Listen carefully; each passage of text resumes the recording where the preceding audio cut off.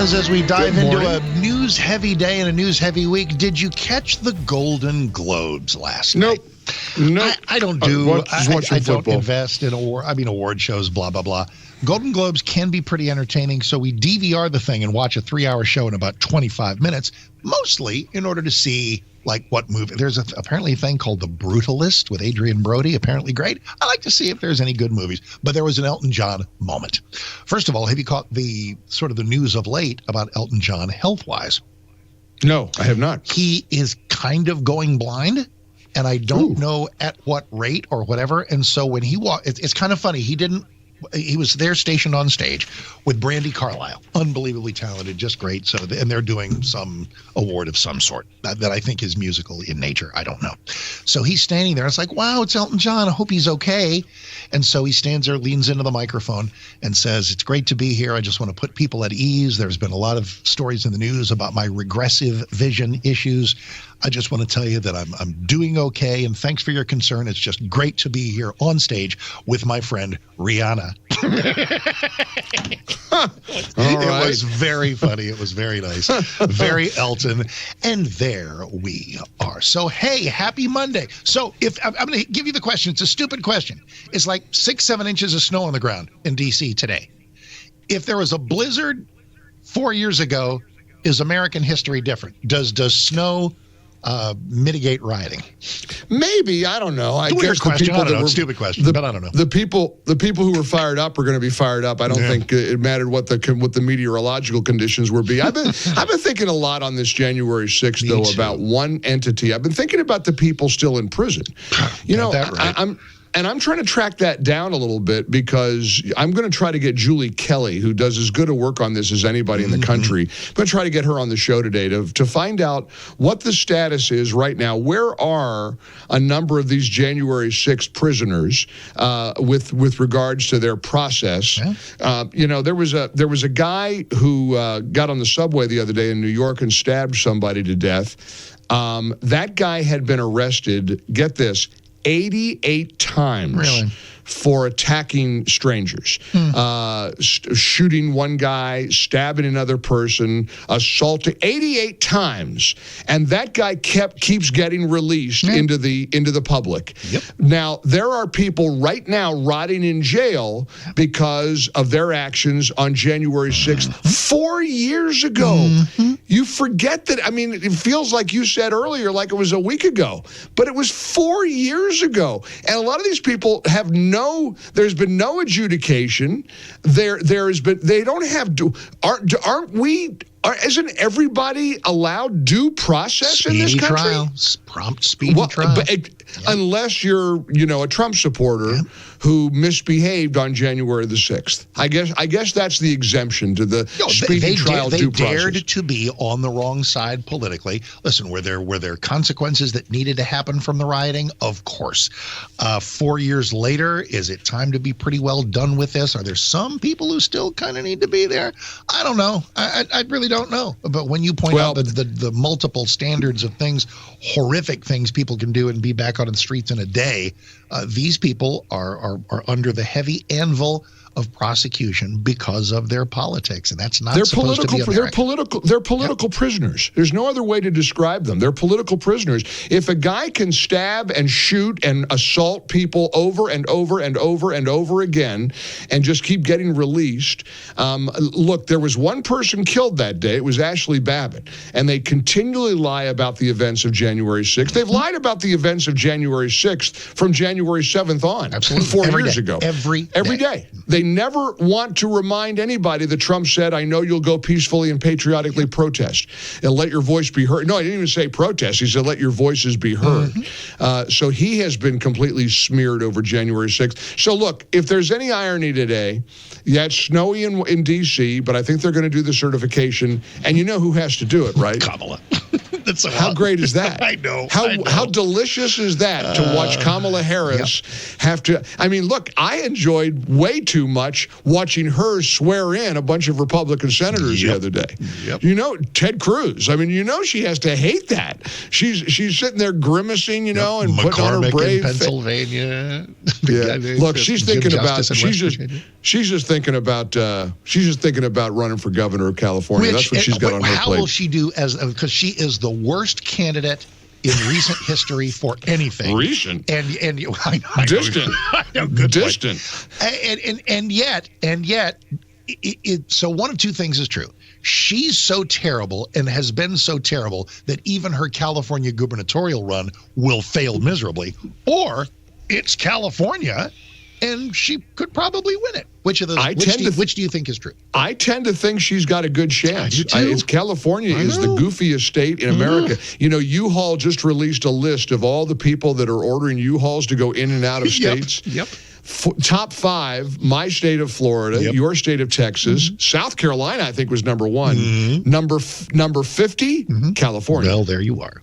So, you know, nobody's clamoring to go to California and it's because of what the Democrats have done. Speaking of what the Democrats do, Friday, a Democrat judge named Juan Marchand denied Trump's request to dismiss the lawfare brought against him by the leftist prosecutor, Alvin Bragg, and they're going to sentence him 10 days before he's sworn in. That's what, this Friday? Yeah, 6, 7, 8, 9, 10. Yeah, Friday. Now, he did telegraph he ain't going to jail. There will be no sentence of prison time. No, but you know what he wants to do? He wants to formalize just in time for the inauguration the term convicted felon. Because the conviction is not really, the I's aren't dotted and the T's aren't crossed. The cherry's not there on the top until the sentencing occurs. But now it will be, and that's all they want, and they're admitting it. They're talking about it openly. They're saying, "Oh, now they're going to get to," and it's not going to matter. It just won't matter at all. When you were talking about January 6th, but because it has been for 4 years infuriating to see, well, Democrats are going to Democrat, but to see the Liz Cheneys with that stupid medal hanging around her neck last night, all these other jokers, these never Trumpers, and just all of these stooges and malcontents and the media culture, it has been absolutely infuriating. The January 6th weaponization, the lawfare that you've described. But as January 20th gets closer, as the inauguration 2 weeks from today, do you get the same sort of peace, the same sense of peace, that because all of those things put together, Mike, none of them worked. It didn't work. None of them worked. He was supposed to be unelectable. He was supposed to be so toxic, kryptonite to anyone with a pulse, and he won decisively. There's something so cleansing and satisfying about that. I mean, arguably, not only did it not work, it backfired. I think a lot of people would say even the events of January 6th 4 years ago backfired because people saw the weaponization. And look at what Liz Cheney, the role she played. You're right. It's infuriating. This was Biden's, one of his final blank yous. This is him giving a middle finger. And he, you heard the answer the other day saying, GD, I know more people than, did you see that quote? Well, I've met with more foreign leaders than you have in your entire GD life. Thanks, I might be the oldest president. Class act on your way out. But speaking of class, there he is giving Benny Thompson an award. Now, that's the guy that wanted to get Trump killed. And George Soros. George Soros. Got one of those citizenship medals. And Benny Thompson, may we never forget, I think of him the way I think of Pelosi ripping up Trump's State of the Union. I'll never forget this. Wanted to strip Trump of his Secret Service protection while running for president. Now, the phraseology was, because you're, of course, 100% right, but he offered up, what was his, it was legislation that said you lose Secret Service protection if you're what, convicted of a felony? Is that it? Or convicted felon, right, which is what, that was him. I wonder who that was targeted at. Yeah, of course. It was, and Liz Cheney, I watched Molly Hemingway. She was on with Maria Bartiromo the other day, and she said of Liz on her role in the January 6th committee, she obstructed justice. She witnessed fabricated evidence.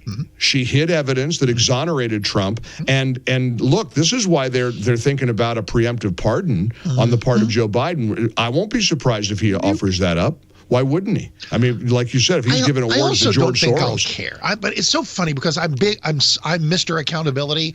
I like to see accountability and just consequences. I mean, please, we talk about this all the time. Maybe, and I don't want to ever forget, never again, all those things. I am ready to forget that Joe Biden was ever born. I'm ready to forget that Liz Cheney, and Liz Cheney hurts. I loved her. Yeah, I care. I care a lot from her Fox News thing. And I guess maybe, I need you. This is where you're going to be of value to me, as you always are, to refresh my righteous indignation, because I'm not ready to close the door and forget what happened, but I'm just so eager for the future and ready to plow for it. But you know what? The days are full. It is possible to walk and chew gum at the same time. Let us embrace this magnificent, bright future, but also let's not forget to have some accountability for the people who are scurrilous. I mean, so scurrilous. They shouldn't get away with it. Yep. They shouldn't have gotten away with what they thought they got away with, and that's what they're afraid of. Benny Thompson has said, I'll take a pardon. Of course he'll take a pardon. Because, look, I do think that Trump's, and this is fascinating. I think it was DC Drano put a post out on X over the weekend. Isn't it a little eerie how relatively quiet Trump has been? Mm-hmm. He's gearing up. I mean, I watched a profile of this his new chief of staff. First time a woman has ever been a chief of staff. You know, Mr. Misogynist. You know, the big misogynist Donald Trump. This Susie Wiles is a fascinating character. He calls her. His nickname for her is the Ice Princess, is the Ice Queen or whatever, because she's cool as a cucumber. And her big thing is, we're not having any drama in the Oval Office discipline, this time. Message discipline, we're going to have behavioral and discipline. It's the way the campaign was run too. She was very active in that, and it was a well-run campaign. So she's fascinating. They are hunkered down, and DC Drano's speculation, a social media influencer, is that's because it's going to be epic. It's going to be come January 20th. Gird your loins, because it's Trump who doesn't have to worry about being reelected. That's it. If you thought the first one, if you enjoyed Trump 1.0. And he's got the House, he's got the Senate, and he's got the Supreme Court. Yeah. It's like so rare over the century that Republicans are sitting in this position. And I have a hunch, and I've got a belief, actually, that you better watch to see Trump make hay out of this. Meanwhile, quick note out of New Orleans, if I can bounce this off of you. Did you see what happened over the weekend? Now, we got this horrific terrorist attack. This guy mows down all of these people. And did you see the faces of those who were killed? I did. Mark, they're all young kids. So many young folks. They're all 20, 30-year-olds, fresh-faced, just there on Bourbon Street trying to have a good time. And this monster mows them down. If there's any solace or comfort, it's that the police did their job and sent him to hell when he came out fighting or shooting. A New Orleans prosecutor committed suicide. Assistant District Attorney Ian Kirstein was found Saturday night around 9 p.m. with an apparent self-inflicted gunshot wound inside the offices of the District Attorney Jason Williams' staff offices. Isn't that weird? Mm-hmm. Doesn't that seem peculiar? Look, weird things come out of New Orleans. Yeah, I should keep my mouth shut about New Orleans. You're not a fan. Really, not my favorite city, not my favorite place in America, but so be it. I'm sure people love it and all that. Well, I don't want to make people mad. It's funny because I've been there a bunch, and I tend to like it. I've never done Mardi Gras. I never will. There's no way in the world I was going to be there on New Year's Eve. And now here comes Mardi Gras, which I guess is the beginning of March this year. And then that little thing called the Super Bowl.